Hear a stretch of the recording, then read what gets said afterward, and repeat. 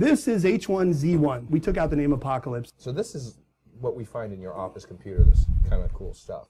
Yeah, H1Z1 is a MMO that allows players to take on the role of a apocalypse survivor who is in a world that's filled with zombies. A world, not just a little tiny server, a world where people can actually, in a world. Hold on, they're gonna kill me. We don't have the zombie sounds in yet. We only have one type of zombie, but all the other ones are in the middle of being done. Well, that would work if you're in France, because all the zombies would be mimes. Ooh, really? Seriously, man? I mean, that's a top-notch idea. When it gets to nighttime, this is a scary place because the zombies come out and you can get ganked by zombies very fast. But zombies aren't scary. People are scary. Yeah, yeah. I'll give you another tip before we go. You license the Houdini song, The Freaks Come Out at Night.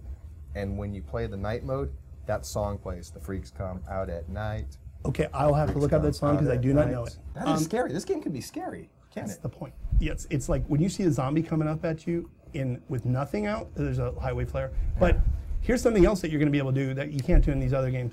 Light things on fire. We're in the middle of putting that in now, so you're going to be able to burn down trees, burn down stuff. Yeah. And that's going to be a lot of fun. The idea of these players building this fortress and all of a sudden these other guys coming in, lighting it on fire and waiting until they come out of the fortress. I like that he keeps lighting his farts. Yeah, that's actually, that was hard to get right the first time, but we did it. Sorry, please continue. No problem. Oh, it's pretty fast too. Oh yeah, we modified the PlanetSide 2 engine. Yeah, this is your own engine. I remember. Oh yeah. Oh yeah. No, it's called Forge Light. We do our own stuff. We're having so much fun with this game. I mean, look at the world. It's just gorgeous. There's a day-night cycle that goes through this game. Oh God, yeah. But in this game, it matters a lot more than in others because it gets really dark at night, and you have to have a torch, and you're going to be ganked by other players. So we've got vehicles in here. We can actually add aircraft if we want to. Our goal is to build out this entire massive, massive world that's just this apocalypse of the United States, where people are fighting each other. They're fighting for survival. We have base building. And this game is going to be our first game that we're putting out that we call with Emergent AI, where the zombies themselves have their own individual AI. They're not on some pre-programmed script. They actually think for themselves. Now, this.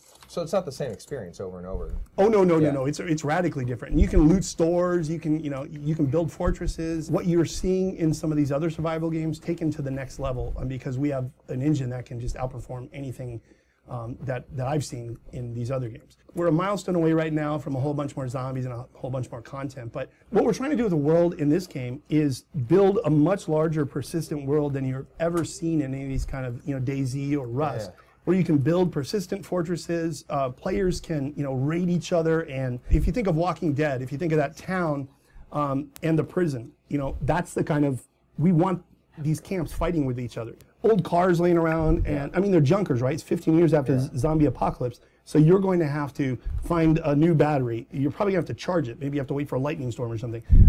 You're going to have to find spark plugs. You're going to have to find biodiesel for fuel or make it. I mean, we're taking this survival genre to the next level, and it's going to be a blast. Hello.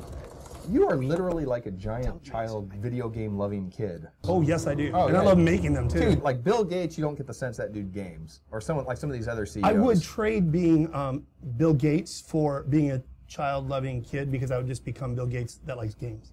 I would God, what would you do if you had like billions of dollars to spend on a game? You would make a holodeck. I would. Yeah. I would. We could Kickstarter that. $1 billion, Smed will make a holodeck. The sad thing is I think if you put a holodeck up on Kickstarter, there would be enough people to fund it.